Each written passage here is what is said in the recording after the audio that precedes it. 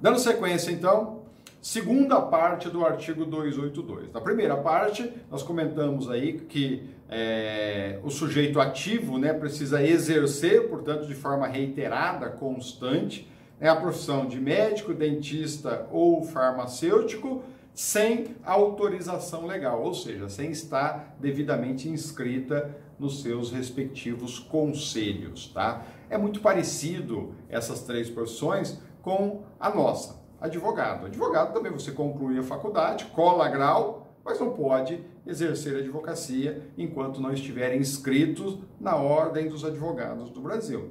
Em relação às profissões de farmácia, odonto e medicina, é a mesma coisa, tá? O indivíduo, ainda que conclua a graduação dele, tá? Ele não pode exercer se ele não estiver devidamente inscrito nos seus respectivos conselhos. A diferença é que para eles é mais fácil do que para nós, né? Nós precisamos prestar uma prova seletiva, eles não há essa exigência, basta ir lá e apresentar a documentação necessária para estarem inscritos, ok?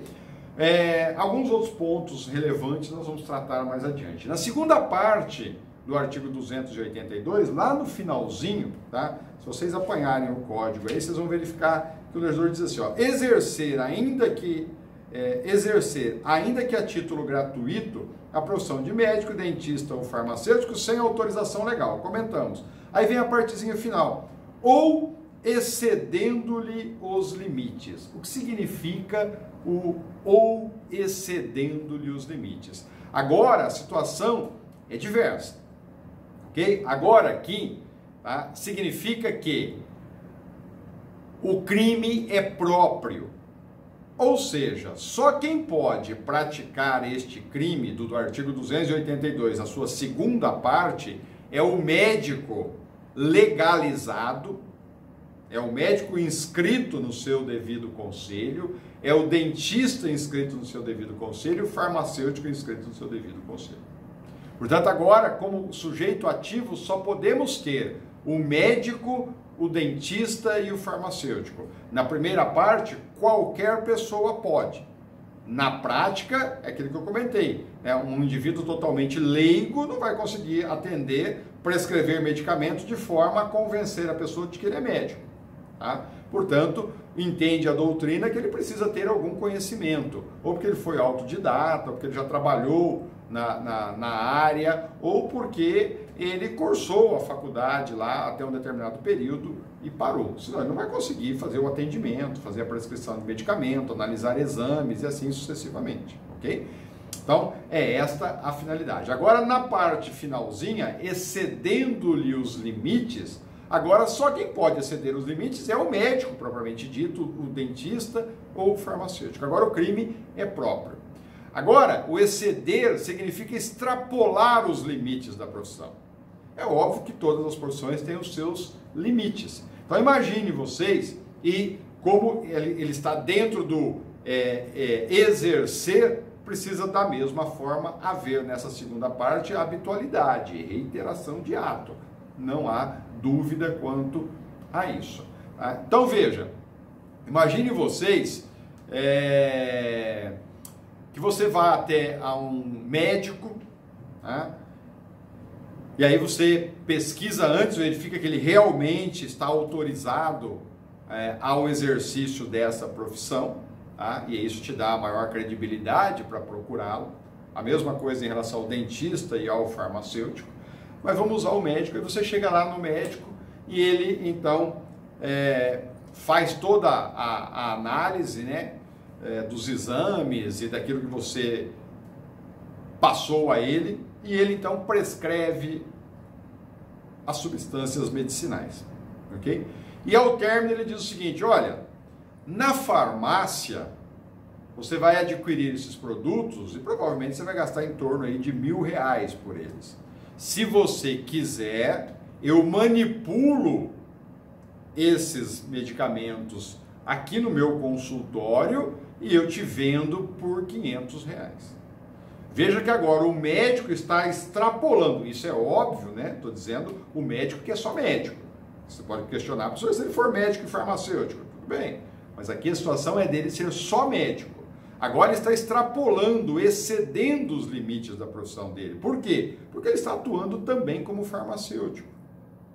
E ele comete, então mesmo ele sendo médico, inscrito no conselho dele, lá no estado em que ele está, ele pode responder pelo artigo 282 se ele exceder os limites da medicina? Sim.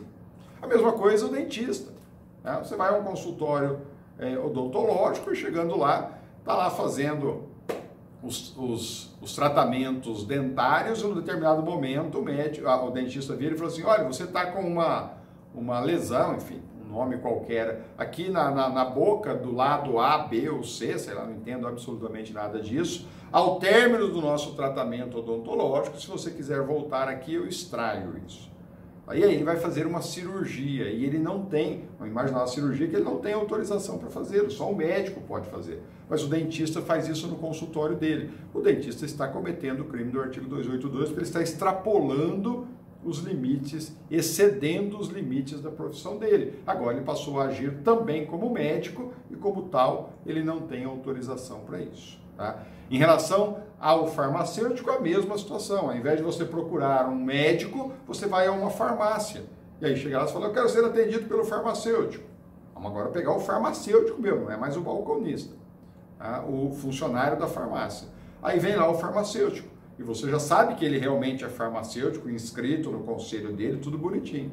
Aí você diz o seguinte, olha, eu estou sem dinheiro agora para pagar uma consulta médica, eu vim aqui, eu queria que você me atendesse, eu estou sentindo isso. Aí ele vai lá e fala assim, olha, pelo sintoma que você está me passando aí, você está com a doença A, B ou C, e eu vou te prescrever tal medicamento aqui. Eu tenho até aqui na minha farmácia, se quiser, eu já prescrevo e você já leva. Agora é o farmacêutico excedendo os limites da profissão dele, é o farmacêutico agindo como se médico fosse, e para a profissão de médico ele não tem autorização. Portanto, ele comete o crime do artigo 282 da mesma forma. Então, veja que na primeira parte do artigo 282, qualquer pessoa pode figurar como sujeito ativo. O crime é comum. Na partezinha final, ou excedendo-lhe os limites, agora o crime passa a ser próprio. Ou seja, só quem pode figurar como sujeito ativo desta conduta final descrita pelo legislador no artigo 282 é somente o médico, o farmacêutico e o dentista. Significa os legalizados, os autorizados legalmente pelos seus respectivos conselhos a exercer essas profissões. Ok? Tranquilo? Essa é a diferença da primeira parte para a segunda parte, precisa tomar cuidado quanto a isso. O sujeito passivo é o Estado e, óbvio, as pessoas que tenham sido atendidas aí pelo agente, tá? Tanto na primeira quanto na segunda parte do artigo 282.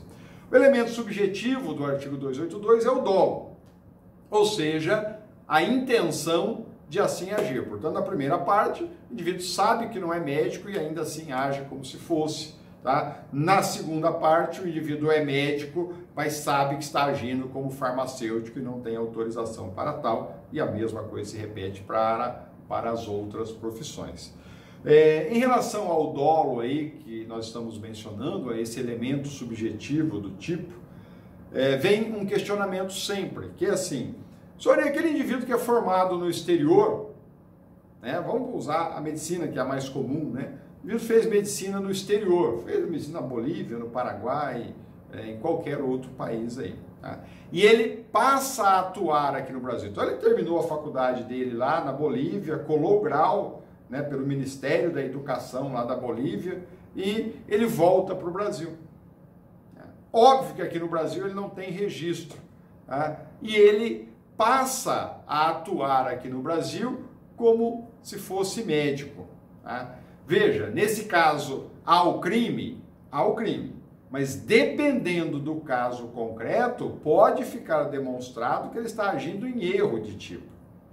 Tá? Então imagine, o indivíduo não conhece a legislação brasileira quanto ao exercício dessa profissão e ele acha que o simples fato de ele ter concluído o curso de medicina e colado o grau lá no exterior, ele pode trabalhar em qualquer lugar. Aí nessa situação fica caracterizado o erro de tipo. Aí precisa verificar se esse erro é excusável ou inexcusável. O que é importante vocês saberem, tá? É que quem é formado no exterior, tá? Concluiu, colou o grau no exterior e vem para o Brasil, precisa se inscrever. E aí tem todo aquele problema sério que a gente sabe que é difícil conseguir se inscrever nos respectivos conselhos, receber a autorização do MEC e se inscrever nos devidos conselhos aqui no Brasil. Tá? Mas se a pessoa acha que pelo fato de ele ter concluído lá fora, ele está apto a trabalhar aqui dentro, pode haver o erro, e isso é chamado de erro de tipo. E aí precisa fazer análise aí do tipo de erro que é. Se bem que aqui no caso, como só não admite a forma culposa, só a forma dolosa, não importa também se o erro é excusável ou inexcusável, né? Porque de qualquer forma, se ficar demonstrado o erro de tipo, ele não irá responder. Caso não fique demonstrado o erro de tipo, ele vai responder pelo artigo 282 sem problema algum. Então veja, já mencionamos de estar inscrito num estado ou numa região e atuar em outra, não é crime, é só administrativo, é só infração administrativa. Se ele é formado no exterior e passa a atuar no Brasil, há o crime, exceto se ficar demonstrado que ele está agindo em erro de tipo, ok? A consumação desse crime, do artigo 282, tanto na primeira como na segunda parte, não se esquecendo que tanto na primeira quanto na segunda parte exige habitualidade, reiteração dos atos, senão não há o crime, porque o legislador usa como elemento objetivo a expressão, o termo, a palavra exercer, e exercer demonstra continuidade da atividade legal da profissão, ok? Então, quando que vai se consumar o crime? Uma vez tem que reiterar os atos, com a habitualidade, né? Ou seja, quando ele reitera, né? Há uma reiteração de condutas privativas aí da profissão de médico, dentista ou farmacêutico, tá? E na segunda parte, lá quando há o excesso, excedendo-lhe os limites da profissão, é quando ficar demonstrado a repetição desses atos de extrapolagem. Então significa que se o indivíduo for médico e ele manipular medicamento uma única vez, não há o crime do 282? Não. Ele precisa repetir isso, reiterar isso. Então, com várias pessoas, ele fez a mesma proposta. Outra questãozinha que vocês podem estar mencionando aí, que não é extrapolar os limites da profissão, tá? Pode ser configurado também como uma infração administrativa, mas não é crime. É aquela possibilidade, aquela hipótese, você vai a um médico, né, e ele prescreve o medicamento, mas aí a filha dele, ou a mulher dele, ou uma sobrinha dele, ou um irmão, enfim, né, um amigo é farmacêutico e tem uma rede de farmácias. Né, e aí ele vira e fala o seguinte: olha, se você apresentar este cartãozinho meu na farmácia A, você vai ganhar um desconto lá de 10%, de 20%, de 30%. Tá? A medicina, os conselhos de medicina não recomendam esse procedimento por parte do médico, mas isso não é crime, tá? Isso não é crime, é uma questão administrativa. Se chegar ao conhecimento dos seus respectivos conselhos, vai haver uma apuração. Se não chegar, não há problema nenhum. Às vezes não chega, né? Porque a gente até gosta. Deu lá 20%, não, eu vou lá sim, mas é 20%. O remédio é o mesmo, eu vou ganhar os 20%. Mas enfim, tá? Não é crime essa situação. Tentativa é possível? Pessoal, não é, né? Se o elemento objetivo é exercer, ou seja, se exige reiteração, habitualidade, não é possível. Ou reitera os atos de o crime estar consumado, ou não reitera, pratica um ato só, ou dois, um esporádico ao outro, e o fato é atípico. Portanto, o 282 não admite a forma tentada, nem na primeira, nem na segunda parte. E eu não vou repetir aqui, porque acabei de falar agora há pouco, só relembrando vocês, no artigo 282 também é possível as causas de aumento de pena impostas pelo artigo 285, que te remete ao 258 do Código Penal, se a conduta for dolosa ou culposa. No caso aqui não cabe a forma culposa, só a dolosa. Ok? 282 é isso. Ele é rápido, ele é tranquilo, ele é fácil. Aí os pontos relevantes relacionados a ele nós já explanamos aqui para vocês. Portanto, complementem lá na doutrina, busquem algumas jurisprudências, que está tudo ok. Artigo 283, agora o charlatanismo. Vamos nele. 283, charlatanismo. Diz lá: inculcar ou anunciar cura por meio secreto ou infalível. Também crime contra a saúde pública. Inculcar ou anunciar cura por meio secreto ou infalível. As penas são todas elas pequenas, né? Pena de detenção aí de 3 meses a 1 ano e multa. Agora a multa é cumulativa.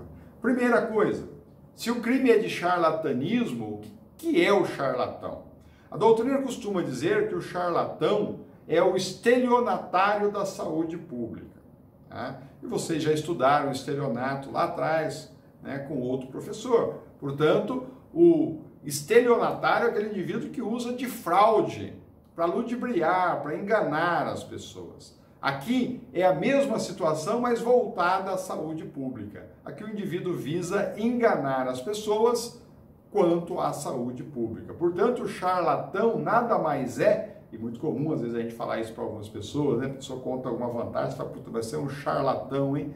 Ou seja, o charlatão nada mais é do que aquele indivíduo golpista que ilude, acaba iludindo, aí que vem a fraude, né? Ilude a boa-fé dos doentes. O crime está inserido dentro do título aí relacionado à saúde pública. Então, charlatão é o golpista, né, que ilude a boa-fé dos doentes, inculcando ou anunciando cura por um meio secreto e infalível. Ciente, vamos analisar o que é inculcar, o que é anunciar, o que é meio secreto, o que é meio infalível, tá? Mas ele faz isso ciente de que aquela afirmação é falsa. Ele sabe desde o início que não vai curar absolutamente nada, mas ainda assim ele convence as pessoas de que haverá cura. Tanto é que para existir o crime, o meio precisa ser secreto e infalível. Ok? Vamos analisar isso. Então vamos lá. Então já sabemos que o charlatanismo nada mais é do que aquele indivíduo, aquele sujeito ativo que ilude pessoas doentes e aproveitando até dessa condição de doente, desesperado, né? Porque ele quer a cura de qualquer forma, todo mundo, quando é portador de uma doença, ele quer curar-se e às vezes o médico, o profissional da saúde legalizado, já foi claro com ele, já disse, olha, não haverá cura para essa doença. E aí ele começa a procurar os milagres. E dentre os milagrosos aparece o charlatão. Essa é a questão. E o legislador, então, criminaliza essa conduta exatamente para coibir que esses aproveitadores surjam nesse exato momento de desespero, de angústia do portador de uma determinada doença. Tranquilo? Então vamos entender o que o legislador buscou neste artigo 283 do Código Penal. Ele menciona lá, inculcar ou anunciar. O inculcar nada mais é, pessoal, do que afirmar, é recomendar. E o anunciar, esse é mais fácil, é dar a notícia, é informar, é propalar, é avisar número indeterminado de pessoas a existência de um meio de cura.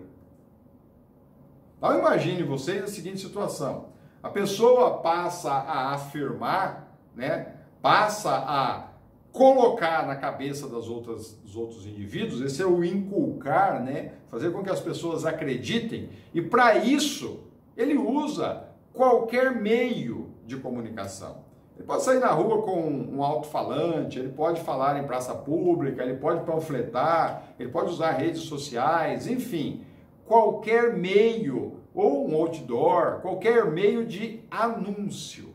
Ele vai anunciar a grande quantidade de pessoas que ele consegue curar uma doença que cientificamente está demonstrada que não há cura.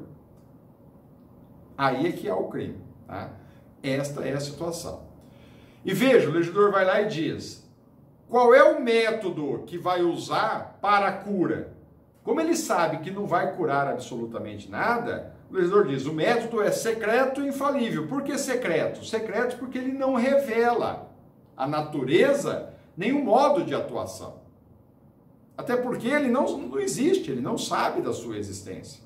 Tá? Não há uma situação científica, um método científico que ele possa indicar.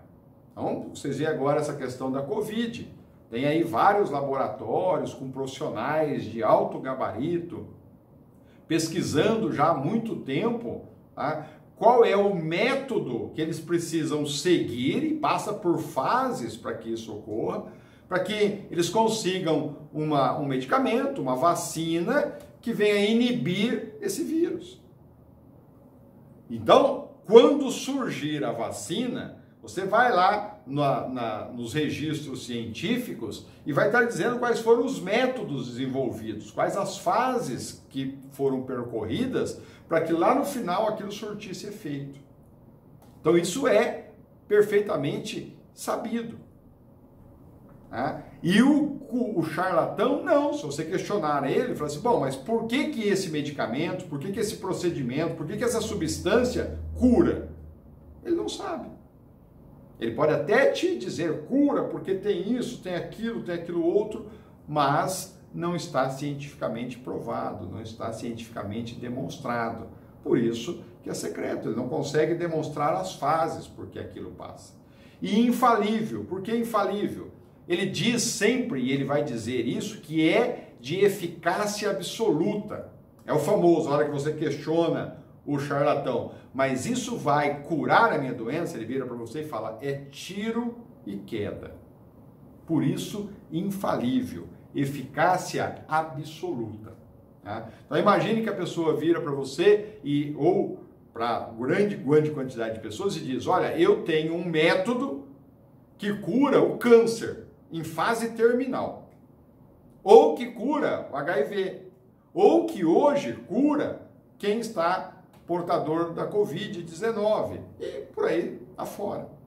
Imagine você ou qualquer pessoa diagnosticada com câncer, e um câncer raro, que não tem cura. O médico vai lá e vai dizer, olha, não há hoje cientificamente nenhum medicamento que inibe essa doença, esse câncer específico que você tem.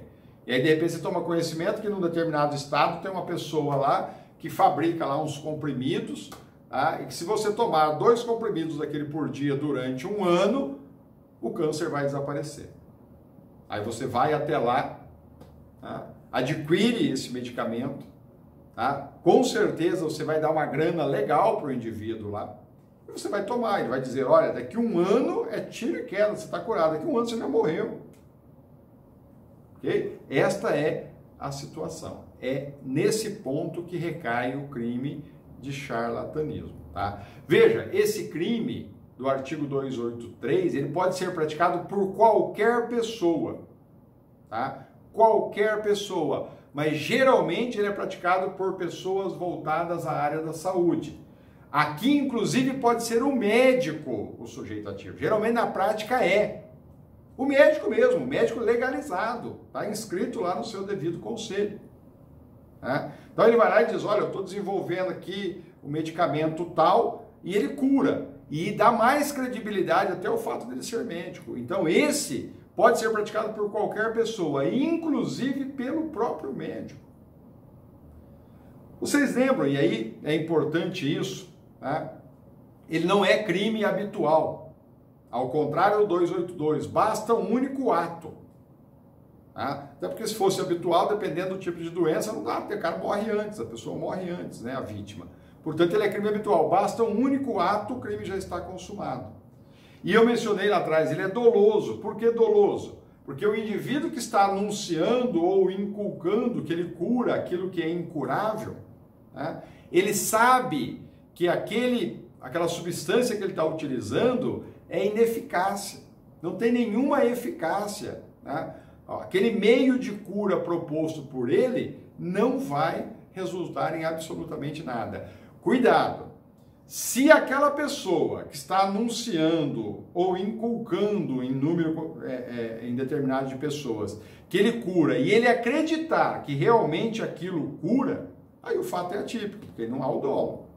É aquele caso clássico que nós tivemos há algum tempo atrás daquele químico ou físico, não lembro qual era a profissão dele, né, de São Carlos, me parece que até da universidade lá da UFSCar, em que ele estava fabricando aqueles comprimidos que dizia ele que curava o câncer. E ele mencionava por que curava, né? Ele tinha um método que ele indicava, mas não era cientificamente comprovado. E aquilo gerou um problema seríssimo. Até que aquele medicamento que ele estava fabricando lá na universidade e divulgando que curava, vinha gente de todos os estados do Brasil em busca desse medicamento. Aí tinha alguns até que diziam que tinham melhorado do câncer em relação ao uso desse medicamento.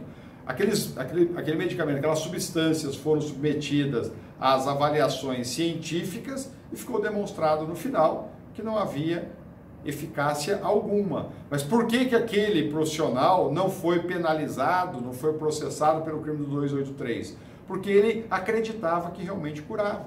Ele fazia um trabalho científico não reconhecido, e aí, antes de reconhecer, antes de submeter a essa avaliação científica, ele divulgou que curava, quando na verdade ficou provado no final que não curava. Portanto, não houve dolo da parte dele, tá? E, portanto, o fato é considerado atípico, tá? Portanto, se ele acredita sinceramente que cura e ainda assim ele anuncia, que foi esse exemplo que eu dei aí desse profissional de São Carlos, que era, segundo informaram, uma pessoa bastante estudiosa e tal, e ele acreditava que realmente curava, tá? Porque ele tinha lá alguns procedimentos que ele seguia, que não eram os científicos, os corretos, mas que ele seguia e que no final ficou provado que não havia cura alguma, tá bom? Sujeito ativo aí, acabei de mencionar, qualquer pessoa, inclusive o próprio médico, é possível praticar esse crime. O sujeito passivo é sempre o Estado e, secundariamente, as pessoas que foram atendidas pelo charlatão. Quando que ocorre a consumação? Veja que o charlatão é aquilo que eu mencionei, tá? Ele aproveita dessa situação de desespero da vítima. É porque a pessoa está portadora com câncer, que o médico já o desenganou, ele entra em pânico, né? Então, qualquer coisa que oferecer a ele, ele ingere, né? E é isso que o legislador visa coibir aí, tá? Quando que há consumação? O crime aqui não é de perigo concreto, até pela situação, né? Doença que não tem cura, e a pessoa diz que cura, né? O crime é de perigo abstrato, não pode ser de perigo concreto, você não precisa provar que houve o perigo. O simples fato do sujeito ativo anunciar ou inculcar a cura já é o suficiente, né? Eu recebi uma vez comentando sobre isso, alguns alunos encaminharam para mim algumas mensagens aí com algumas ilustrações de charlatanismo, né? E aí é engraçado que tinha uma com uma portinha, né? Tipo um consultório e em cima uma placa, né? Fulano de tal, cura, aí vinha lá, cura, e a relação de doença, curava de tudo, curava câncer, curava AIDS, curava, ele ia colocando todas as doenças, no final ele dizia, cura-se até viadagem, tá? Enfim, é um exemplo clássico aí de charlatanismo, ou seja, curava tudo aquilo que a ciência até hoje não conseguiu demonstrar a cura. Essa é uma demonstração clara quando o indivíduo coloca esse rol imenso de que ele tem conhecimento prévio de que ele não cura absolutamente nada. Por isso, chamado aí de estelionato da saúde pública. A tentativa, eu mencionei, ela é possível se o anúncio, né, se o anúncio de cura por meio secreto e infalível de uma doença que cientificamente não há cura, ele se dá na forma escrita, só é cabível na forma escrita, tá? Se for na forma falada, ou ele fala e o crime consumou, ou ele não fala e o fato é atípico. Mas na forma escrita é perfeitamente possível. Então imagine que o indivíduo está com o porta-mala cheio de panfletos para distribuir e é abordado antes de iniciar a distribuição. É óbvio que cabe aí a forma tentada. Da mesma maneira, aplica-se aqui no artigo 283 as causas de aumento lá do artigo 285, que te remete ao 258, tá bom? Antes da gente começar aí o 284, que fala do curandeirismo, Então é importante, tá, pessoal? Ó, 282, o exercício legal daquelas 3 profissões, o 283, o charlatanismo, o 284, o curandeirismo. Lá no 282, ele difere do 284, porque no 284 o sujeito ativo é totalmente leigo. Lá no 282, ele não tem autorização, mas ele precisa ter algum conhecimento teórico ou prático para poder praticar aquele crime, para poder figurar como sujeito ativo daquele crime. Antes da gente entrar no curandeirismo, que é o 284, algumas distinções que eu vou passar para vocês do charlatanismo com o exercício legal da medicina e com o curandeirismo, que nós vamos entrar nele agora. Então veja, o charlatanismo que nós acabamos de mencionar, por que ele difere do exercício ilegal da medicina? Tá? Porque no exercício ilegal da medicina, o agente acredita no tratamento recomendado. Tá? No exercício legal da medicina, o sujeito ativo, ele acredita naquele tratamento que ele está recomendando. Por isso que eu disse, até porque ele tem algum conhecimento prático ou teórico, ou porque ele foi autodidata, ou porque ele trabalhou no meio. Então ele conhece alguma coisa. E pelo fato dele conhecer, ele acredita que aquilo que ele está recomendando é eficaz. Enquanto no charlatanismo, né, o agente, desde o início, sabe que aquilo tudo que ele está dizendo, que ele está prescrevendo é uma mentira. Ou seja, ele não crê, ele não acredita na eficácia do meio de cura que ele está anunciando. Por isso que ele é doloso. O charlatanismo tem essa mesma situação e ele difere do curandeirismo. Né? No curandeirismo, que é o crime mais grave de todos esses que eu mencionei, né?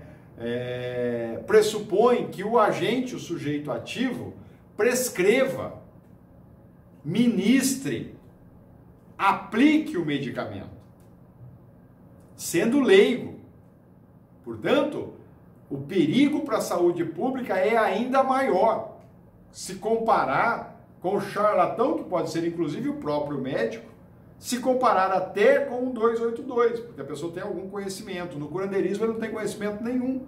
E mesmo ele não tendo conhecimento nenhum, ele prescreve, ele ministra, ele aplica substâncias medicinais. Não importa se com eficácia ou inócua. Mas aí o risco é ainda maior para as pessoas, por isso que o curandeirismo tem, de todos eles, a pena maior.